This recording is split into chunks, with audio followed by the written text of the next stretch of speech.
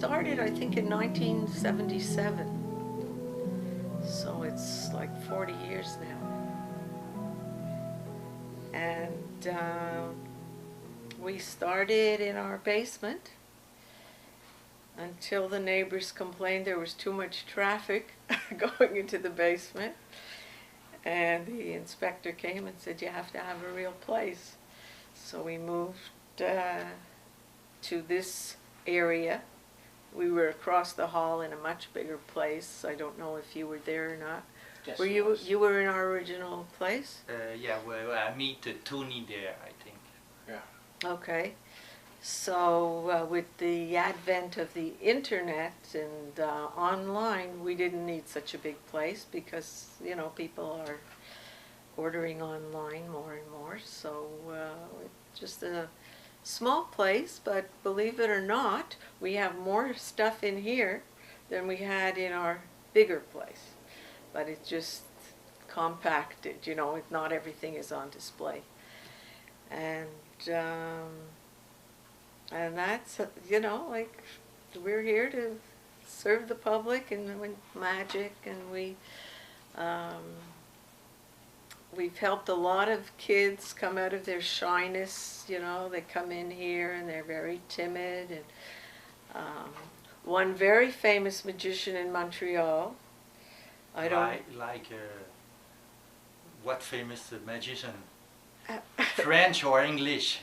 He's English, but I'm sure you know who it is. I think I can say because, okay, Richard Sanders, his grandfather brought him in when he was 11, and he said, the kid's shy, do something with him. And I showed him the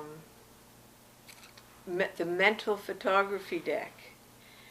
And he said, and even to this day when he sees me, he says, it's all your fault. You hooked me with that mental photo deck. And since then, you know, he's put out DVDs and all, and he's performed all over the place, and he's very well known, and he's a very popular magician. And Alain Choquette, last time he saw me at the comedy club, at David Akers Comedy Club, came running over, put his arms around me. I owe everything to you. Because when he was on Ad Lib, he used to come to see us each week and get something new, because he had to have something new every week. And there's so many stories and so many magicians. Matey Talby was always around, and you know, like we've helped Doug Henning. Yes, there's a story with Doug Henning. His manager phoned and said, Doug needs ducks. Can you get us some ducks? So Phil says, I think so. And we were, do you remember Shandu, the magic dealer Shandu? He was a zookeeper for the city. And I don't think he'll get into trouble at this point for that. I think you're lucky still alive. But he said, so Phil called Shandu, because, you know, we're usually friends with all the magic dealer. And he said, I need some ducks for Doug Henning. He said, sure, come down, pick them up. So Phil drives down to pick up the ducks, put them in a box, bring them to the theater. Manager opens the door, looks at the ducks, and he says, no, these aren't good. These are brown ducks. I want white ducks. Phil drives back, and he says, I don't have white ducks. He says, this is what I have. Phil says he doesn't want them. Phil gets back to the shop. The manager's on the phone. Doug doesn't care what color the ducks are. It was the next day. Yeah, he needs the ducks. So Phil brought him the ducks, and he says, "Is there anything at all I can do for you?" So Phil says, "Yes, there is something you can do for me." And what we wanted him for, we had a friend who was dying in the hospital, who was a magician.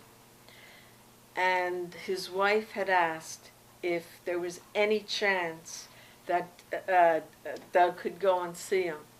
So when he asked Phil, "Is there anything at all I can do for you?" Phil says, "Yes, there is." Even though his manager said, "No, he can't," he said, "Yeah." So Phil told him about his friend. He says, "I will definitely go to the hospital to see him." And so I called my friend's wife. I tell them Doug will be at the hospital at 2 o'clock. And she made sure, she got all crazy. She made sure everybody, all the nurses, and they all wearing clean white coats, and everything is prepared. Doug went up. He was there at 2 o'clock sharp. She met him in the hospital, took him up to his room. He talked to him for about 10 or 15 minutes, and he says maybe some of the patients on the floor would like to see a little bit of magic. So they gathered the patients on the floor, and he did a 3/4 of an hour show for them.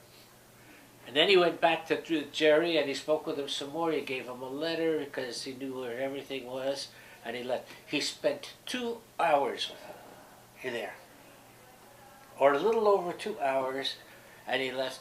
"Could we take you out to dinner?" She asked, she says, "Can I take you out to dinner? Can I do something?" He says, "Absolutely not." He says, "What I did is the payment." And then I could tell you a nice little story if you're interested. I'm always interested. Okay. With Jeff McBride comes to town, and he phones us up, and he says,